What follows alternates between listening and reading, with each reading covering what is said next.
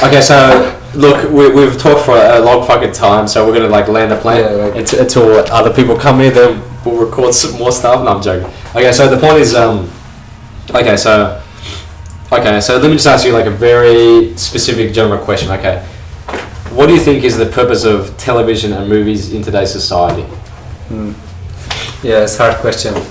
I mean, like half of them probably advertising some stuff, and other, I think, just to get people more stupid as they are. Well, this is exactly what I agree with. But continue. Yeah, so to make people into the Walking Dead zombies, that is the idea of television. Anyway, go on. I mean, like to feel people more unaware of things, or live in more like dream world or something like that. That's exactly right. Yep. Yeah, I don't know. This is great because he's telling me exactly what I paid him money to say. No, I'm joking. So that's the thing. Like, it's very easy to say like to keep people in the dream world.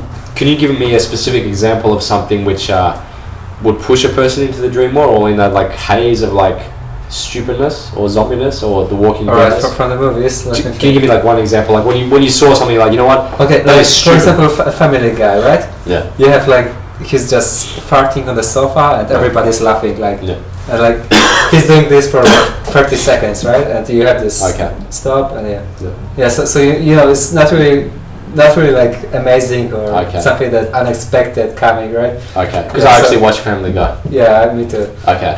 I mean, I like Family Guy, but okay, so even from like a comedic point of view, sorry, go on. Or I have more to it. Like many movies are like, sorry, you know, like building a culture. You know, when you set up a culture, I mean, like they build some standard for culture, right? Yeah, of course. You know, they set up some standards. Yeah. So this is accepted, like farting on the couch is okay, like like it's alright, right? Yeah, I understand. So you know when they do this on movies, so you can do this also in real world. That's right. Yeah. Well, can I give you an extreme example? Yeah. Okay, so I heard like I read one news report where like apparently like I think even in Britain. This is based upon the TV series Dexter. There was one person that I think looked similar to Dexter, and he like killed his brother or something, based upon like because he wanted to be like the character Dexter. Actually, what the hell? Actually, there's even better example with Batman, right? This guy who thought that he was this other guy. That's right. He was starting just killing everybody during the movie. Exactly. I think this is the best example. Yeah. You know, I heard that actually this guy before, like he graduated like from the medicine school, and he was like a top of his classes. Exactly. I read that too. Yeah. So it's kind of amazing, right? It's like such a big change. Yeah. That's right. So I guess we're going into a pretty deep topic here, but sorry. Sorry. Okay, but the question is like,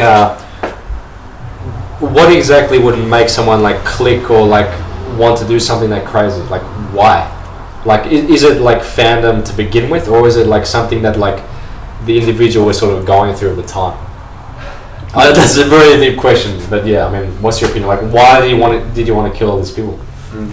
I think it's very individual because, like, you know, we live like in the big cities and so on, and like some people, you know, stress can do anything for you actually. Okay. So you know, it's kind of difficult to answer. It's kind of individual.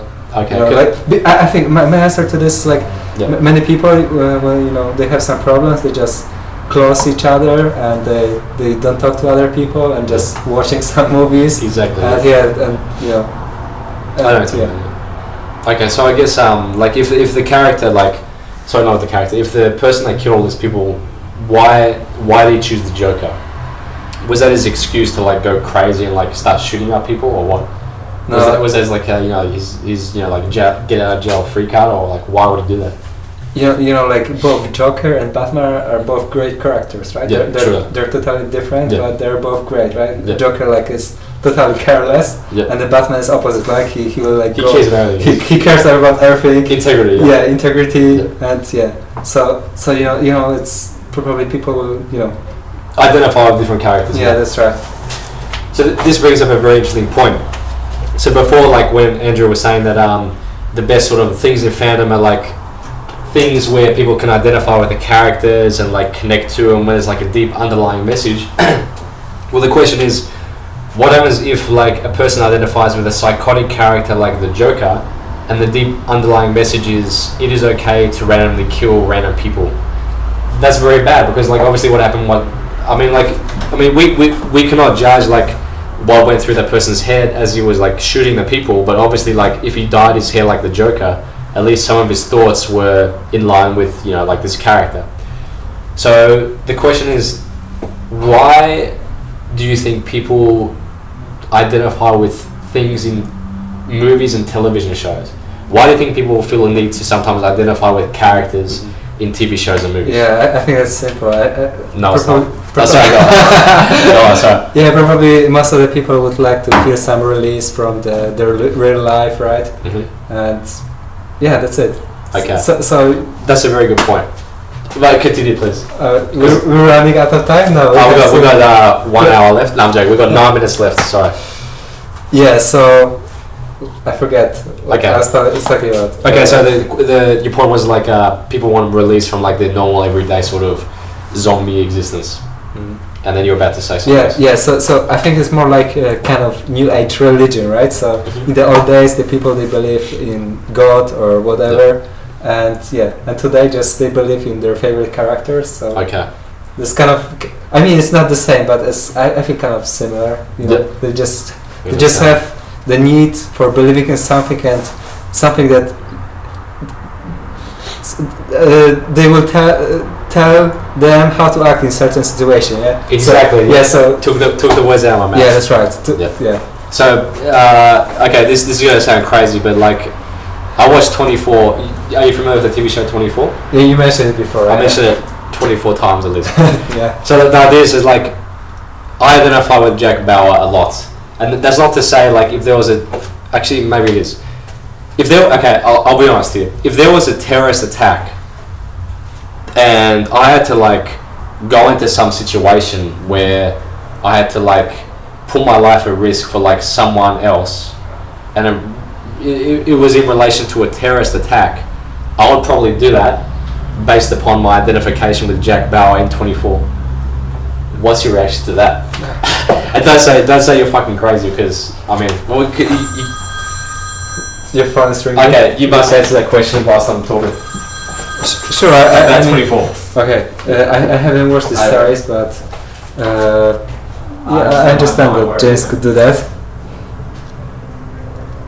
We make a stop. How are you back in 5 minutes? Okay, 5 minutes. Coming back? Don't. Alright. Yeah, sorry about that. Just getting caught up. So, what is it that you just said then? I don't remember. Okay, so what I was trying to say is...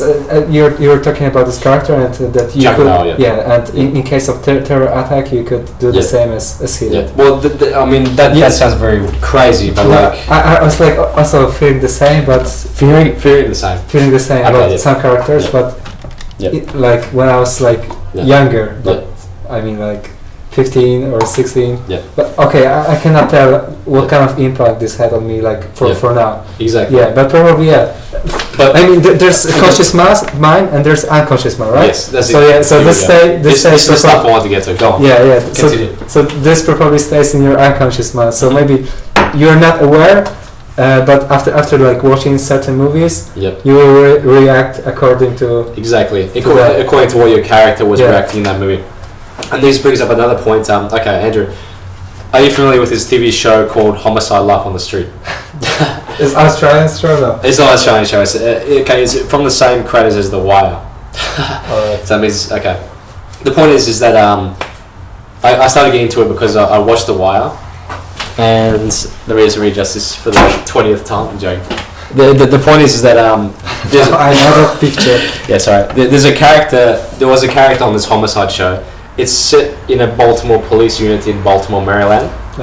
And the point is that it's centered around homicide cases in Maryland where the murder rate is like very, very, very high.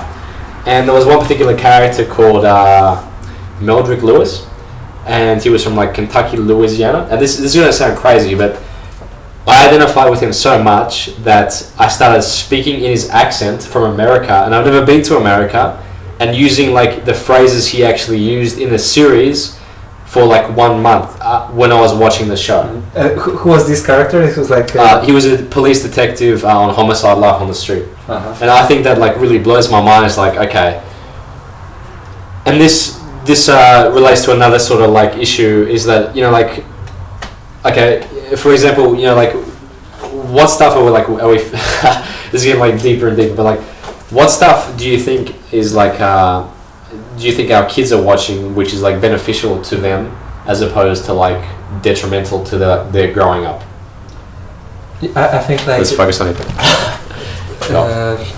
You know, like, behind all the movies there's like kind of social programming, you know, like what to do and what not to do. Yeah. But actually, you know, like, you can never tell if this particular movie would be like good or bad for the whole society, because it's always very individual, right? So true that. You know, like, if you have bad time, probably you will watch an angry bad movie. Yeah? That's right. Yeah. And so you will identify like more violent character and so on. That's right. Yeah. Yeah. So there's no really answer to this, you know. And I think this goes into music as well. Like sometimes, like when you're angry, you're not going to listen to like you know, like M people like lift up your heart. Like, you're not going to listen to like a meditative, like relaxing song, right? Yeah. That's You're going to listen to like some song which is like really destructive sort of thing.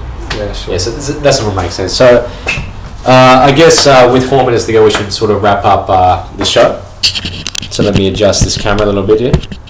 I mean, I'd like to take it outside, but I can't take it outside. But I guess, okay, so why I wanted to record this video was to get my cousin's opinion on a couple of things, because like every single video I recorded was just myself.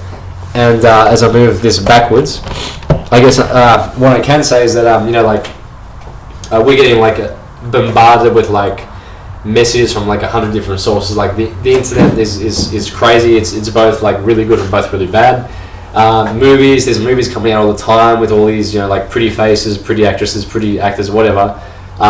With TV shows and like books, music, everything. Like, we're getting all these messages all the time. So the question is, how much of this entertainment is actually worth the negative things we're actually like subconsciously getting at the same time?